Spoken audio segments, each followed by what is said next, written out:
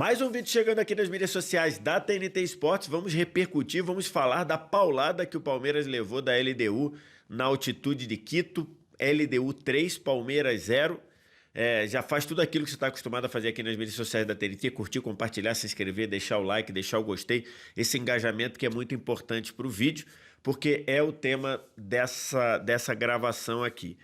Terminou agora há pouco, LDU 3, Palmeiras 0, resultado que foi construído no primeiro tempo e um resultado que ficou barato diante da superioridade, diante do atropelo que o time equatoriano colocou para cima do Palmeiras, fez 3-0 e o Carlos Miguel ainda fez pelo menos 3 grandes defesas.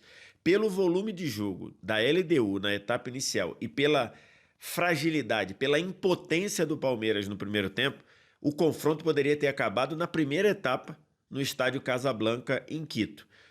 A LDU saiu com apenas 3-0. No segundo tempo, pareceu estar mais administrando a vantagem do que propriamente ter aquela veia goleadora, aquela veia de ir para cima e fazer o quarto ou eventualmente o quinto.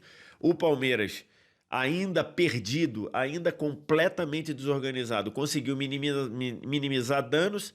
Ainda na uma das últimas bolas do jogo, ainda teve a chance de diminuir numa bela finalização cruzada do Sosa, que o goleiro Domingues espalmou para escanteio. E no fim, uma derrota muito dura para o Palmeiras, 3-0. E agora, a análise fria poderia ter sido muito pior. A atuação do Palmeiras foi tão ruim, mas tão ruim, que poderia ter sido muito pior. A LDU construiu no primeiro tempo para vencer por 4 ou 5-0, leva um 3-0 de Quito para São Paulo, e agora no jogo da volta, na próxima quinta-feira no Allianz Parque, o Palmeiras precisa ganhar por 3 gols de diferença para ficar vivo no confronto, forçando as penalidades, ou ganhar por 4 ou mais gols de diferença para se classificar direto para a final. É possível o Palmeiras fazer? Lógico que é possível. O time do Palmeiras, esse núcleo, esse trabalho do Abel Ferreira tem algumas passagens de viradas incríveis, de superação inacreditáveis, então é possível fazer. O Palmeiras vem, esse time agora, com essa construção de Flaco Lopes e Vitor Roque jogando como dupla de ataque, o Flaco vindo de trás, o Vitor Roque se movimentando na frente. Esse time, nas últimas 7 partidas no Allianz Parque, fez 3 gols ou mais. Então, possível é. Agora, vai ter que mudar muito do que foi o jogo do Palmeiras contra a LDU em Quito para o que precisa fazer no jogo da volta no Allianz Parque. E essa derrota passa muito pelas escolhas do Abel e pela falta de escolha do Abel.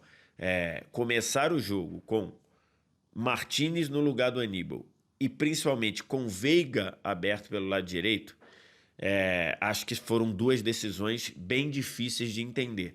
Tudo bem que o Aníbal errou no terceiro gol do Flamengo no domingo, né? Não sei se foi por isso que ele saiu do time, mas o Aníbal protege mais a frente da área do Palmeiras. O Aníbal vem num ritmo melhor do que o Martínez e vem jogando melhor que o Martínez.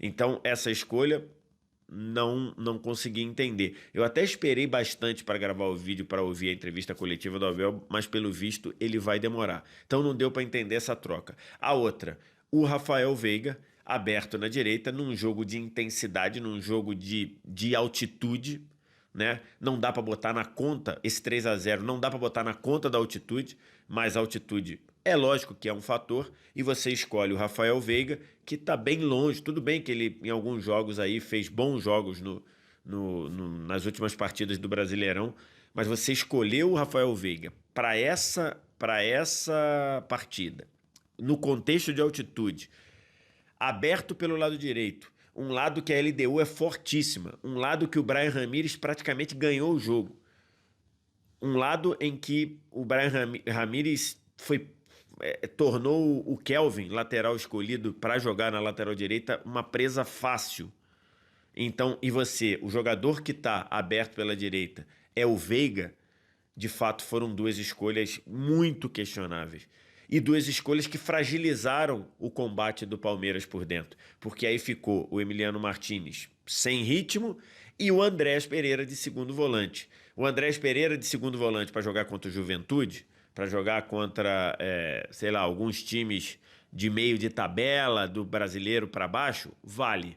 Num jogo dessa pegada, de altitude, com altitude presente, num jogo com o ritmo que a LDU coloca nos primeiros 20 minutos. Isso daí era só ver o que a LDU fez contra o São Paulo, só ver o que a LDU fez contra o Botafogo lá.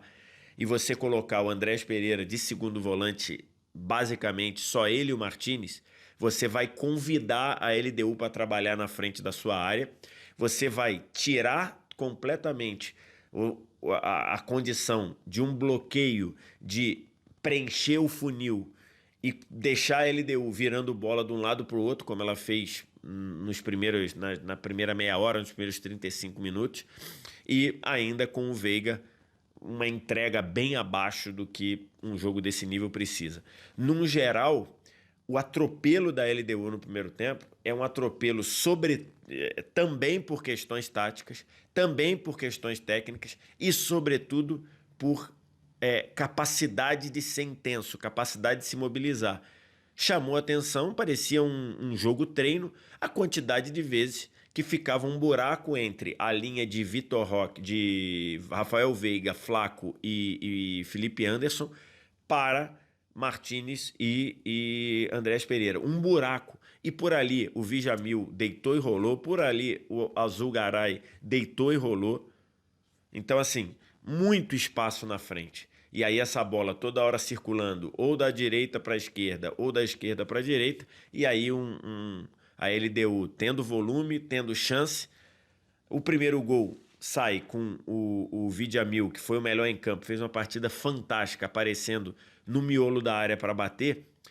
Antes desse gol, a LDU teve duas jogadas iguais, com o Brian Ramírez pela esquerda rolando para trás e alguém batendo. A primeira foi salva com o Carlos Miguel fazendo uma defesa monumental. Então, assim, estava muito na cara que era um atropelo da LDU. E aí, o Abel, que já errou na escalação, eu não vou nem falar na escalação do Kelvin com o Giai, muita gente descendo as críticas no Abel pela escolha do Kelvin pelo Giai. Eu nem vou falar essa. Dá pra ser criticado, mas eu nem vou falar porque aí pode parecer engenheiro de obra pronta. O Kelvin vinha jogando melhor que o Giai. O Giai defensivamente também, ele é melhor defendendo do que atacando, mas ele não vinha essa solidez toda defensiva, então eu não vou nem botar na conta. Tem muita gente criticando o Abel da escolha do Kelvin no lugar do Giai, mas essa eu nem boto na conta porque eu acho que o Giai não estava jogando tudo isso para você dizer. Era óbvio que era, não. Mas as escolhas de Martínez no lugar do Aníbal e principalmente Veiga aberto pela direita e baixíssima intensidade, baixíssima ajuda ao Kelvin. O Brian Ramírez fez o que fez também porque o Veiga ajudou pouquíssimo por aquele lado. Então, assim, essas escolhas do Abel foram muito ruins. Eu queria ouvir, eu tô gravando o vídeo antes dele falar, tá demorando a falar, né, o Abel. Eu queria entender o que ele fez. E aí a gente tem que falar também. Qual o problema do Abel mexer no time no primeiro tempo? Qual o problema? Não acredito que um técnico consagrado, bom pra caramba como é o Abel, ele ter esses milindres de mexer no primeiro tempo. Gente, era para mexer com 10 minutos de jogo, com 15 minutos de jogo, 15 minutos, para não exagerar, 15 minutos de jogo. Tava na cara que o que o Abel programou não estava funcionando. Era um Palmeiras dando campo para a LDU, era um Palmeiras tomando um baile pelo lado do campo. E aí a gente viu a LDU construir 1, 2, 3-0. No segundo tempo, a LDU quis administrar o resultado. Ao administrar os resultados, na minha visão, perdeu a chance de matar o confronto, porque o Palmeiras continuou perdido no começo do segundo tempo, continuou dando muito espaço, à frente da área um deserto, e a LDU ali não esticou a corda para fazer 4-0 ou 5-0. E isso mantém o Palmeiras vivo. De novo, o Palmeiras fez 3 ou mais gols nos últimos 7 jogos no Allianz Parque. Então, é possível virar? Mas é muito difícil, porque o time da LDU, que fez uma primeira fase horrorosa, muito ruim, eu falei isso várias vezes e repito, a LDU da primeira fase da Libertadores era a pior LDU em muitos anos que eu tinha visto. Tanto na parte técnica quanto na parte de organização tática. Só que o time melhorou muito. E aí, mérito para o Thiago Nunes. A pausa ali para a Copa do Mundo, de clubes e tudo, a LDU melhorou muito. Tanto é que é uma LDU que não levou gol em casa. Nos seis jogos que fez em casa na Libertadores, não tomou gol. 12 gols marcados, nenhum gol sofrido. Então estava na cara que a LDU poderia fazer isso. E o Palmeiras continuou nos primeiros 20 minutos completamente perdido, mesmo trocando ali, tirando o Veiga, botando o Sosa, que demorou muito a entrar no jogo. Claramente ali um Palmeiras que teve muitos problemas para se ajustar. E aí foi ajudado pela LDU, que a LDU estava mais administrando do que tentando fazer o terceiro ou quarto. Então o jogo ficou aqui aquele marasmo, o Palmeiras jogando muita bola na área, LDU muito concentrada nessas disputas aéreas, e aí o Palmeiras não conseguiu fazer nada até o chute do Sosa, que entraria se o Domingues não fizesse uma defesaça. É isso. É possível o Palmeiras virar? É. Mas vai ser muito difícil, porque o time da LDU mostrou isso no jogo contra o Botafogo, no Nilton Santos, em que a LDU não merecia perder. A LDU jogou no mínimo para empatar aquele jogo. Acabou perdendo.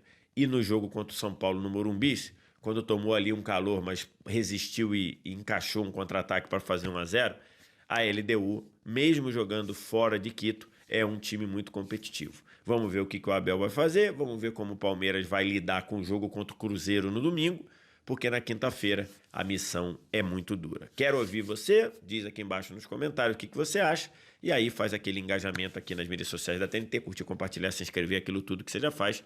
Obrigado pela audiência. Tchau.